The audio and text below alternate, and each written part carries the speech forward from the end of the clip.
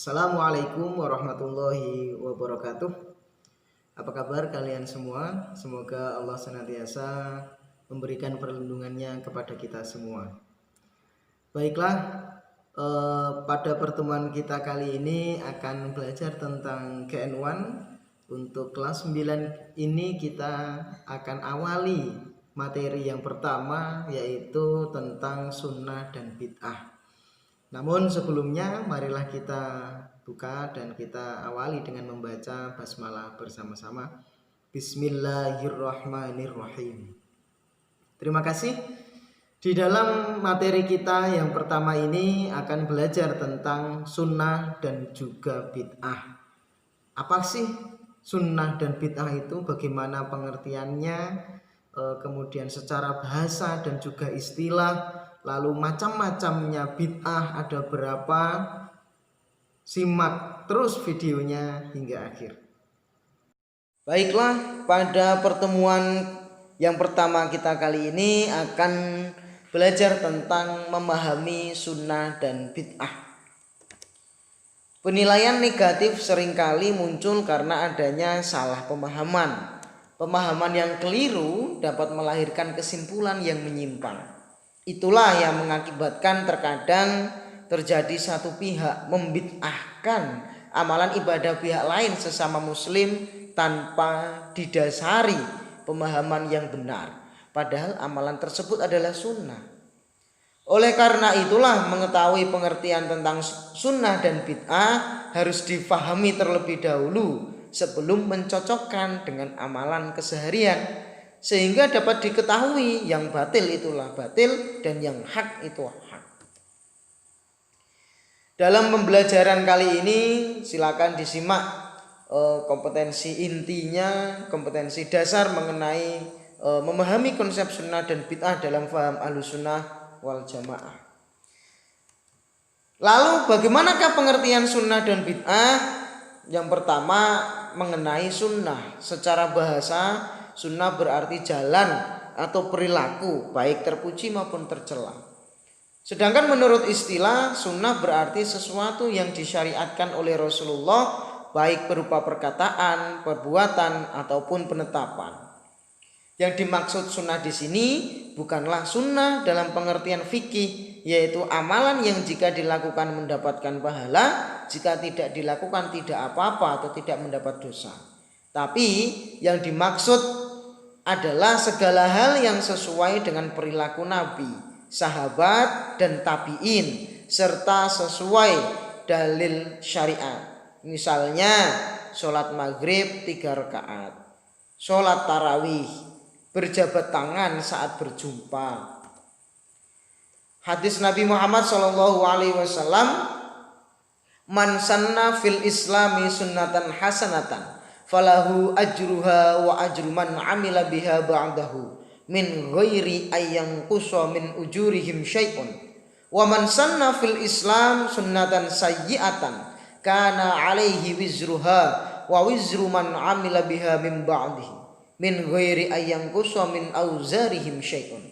Barang siapa yang membuat sunnah hasanah, perilaku yang baik dalam Islam, maka dia akan memperoleh pahala dan pahala orang yang mengikutinya dengan tanpa mengurangi pahala mereka sedikit pun.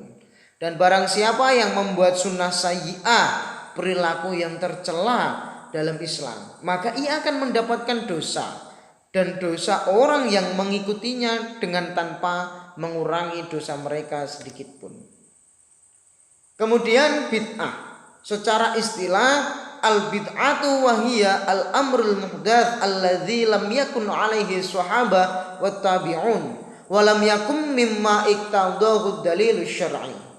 Artinya bid'ah adalah hal baru yang tidak diamalkan oleh sahabat, tabi'in dan tidak berdasarkan dalil syar'i. Dari pengertian di atas kita pahami bahwa bid'ah menurut istilah merupakan bid'ah yang dolalah. Oleh karena itu setiap perkara yang masuk kategori bid'ah dolalah masuk dalam kategori bid'ah secara istilah. Bid'ah jenis ini haram dilakukan karena bertentangan dengan dalil syar'i. Misalnya sholat subuh 3 rakaat. Meyakini Allah sama dengan makhluknya. Nah, bid'ah yang bertentangan dengan dalil syar'i inilah yang masuk dalam sabda Rasulullah Shallallahu Alaihi Wasallam. Wa kullu muhdatsin bid'atun, wa kullu bid'atin dolalatun, wa kullu dolalatin finnar.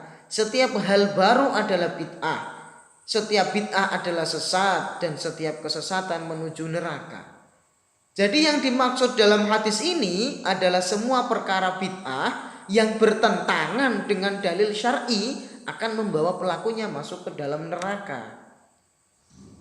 Bid'ah menurut bahasa merupakan isim masdar dari kata ibtada'a yang berarti menciptakan sesuatu tanpa didahului contoh sebelumnya, baik itu hal terpuji maupun tercela. Dari pengertian di atas kita pahami bahwa setiap hal baru yang tidak ada di zaman Nabi itu disebut bid'ah.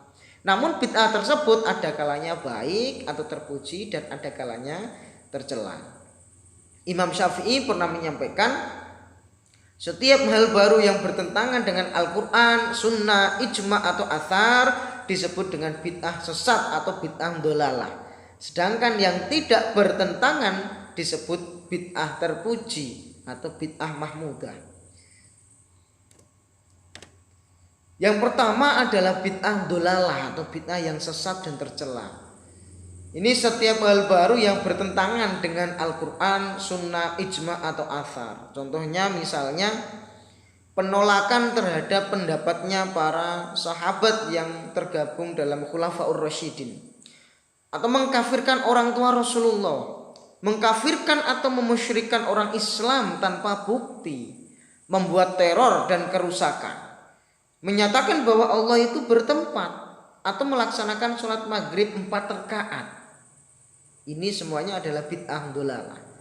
Yang kedua bid'ah mahmudah atau yang baik dan terpuji, yaitu setiap hal baru yang tidak bertentangan dengan Al-Quran, Sunnah, Ijma' atau Athar. Contohnya bid'ah yang baik atau yang hasanah diantaranya mengumpulkan orang untuk sholat tarawih berjamaah, membukukan Al-Quran dalam satu mushaf. Ini termasuk bid'ah mahmudah.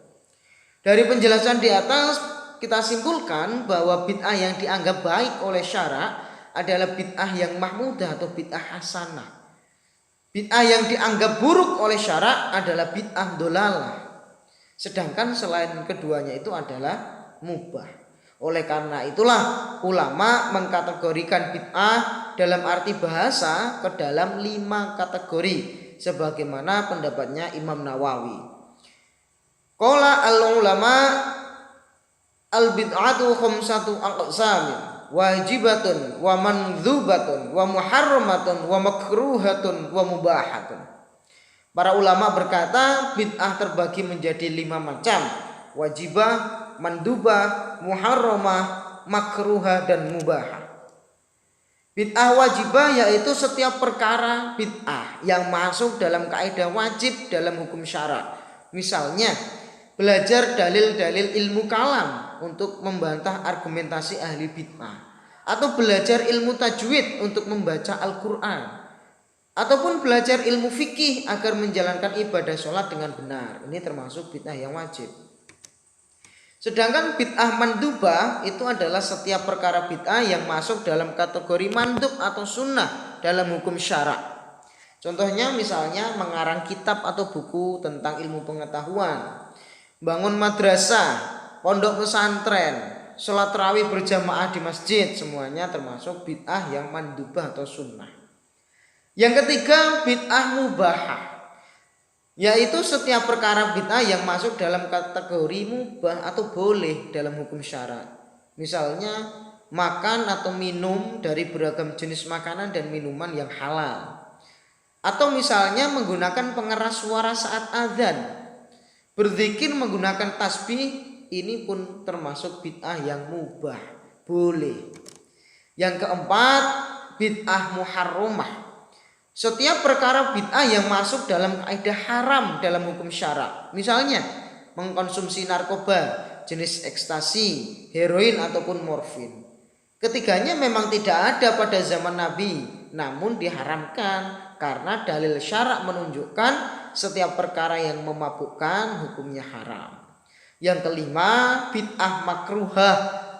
Apa itu? Yaitu setiap perkara bid'ah yang masuk dalam kaidah makruh dalam hukum syarak. Misalnya membasuh muka melebihi ataupun kurang dari 3 kali saat berwudu. Ini termasuk dalam kategori bid'ah yang makruhah. Terima kasih atas perhatiannya. Demikian materi yang pertama kita mengenai sunnah dan bid'ah. Simak terus videonya berulang kali hingga kalian betul-betul paham. Dan marilah kita tutup pertemuan kita pada kali ini dengan membaca hamdalah bersama-sama. Alhamdulillahirabbil alamin. Terima kasih. Wal-'afwu minkum wallahu muwaffiq ila aqwamit thoriq. Wassalamualaikum warahmatullahi wabarakatuh.